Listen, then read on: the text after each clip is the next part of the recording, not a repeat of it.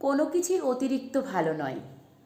অতিরিক্ত ভালোবাসলে দুঃখ পাবেন, অতিরিক্ত গুরুত্ব দিলে হেলাফেলা পাবেন, আর অতিরিক্ত বিশ্বাস করলে অবশ্যই বিশ্বাসঘাতকতা পাবেন।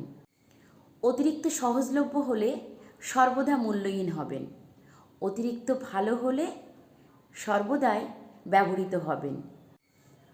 অতিরিক্ত নরম হলে আপনাকে ঘাসের মতন মাড়িয়ে দেওয়া হবে, অতিরিক্ত মিশুকে হলে আপনি হবেন ব্যক্তিত্বহীন। পরিমাপ জানাটা জরুরি, কতটা সহজ সরল হবেন, কতটা মিশুকে হবেন, আর কতটা ভালো হবেন, সমস্ত কিছুরই একটা নির্দিষ্ট পরিমাপ আপনাকেই ঠিক করে নিতে হবে। 5 টাকার চায়ের জন্য 5 টাকার কাপে যদি তার থেকে বেশি পরিমাণ চা ঢালেন, তাহলে কাপ এবং টাকা কোনোটারই কিন্তু দোষ হবে না, সম্পূর্ণ দোষ হবে আপনার।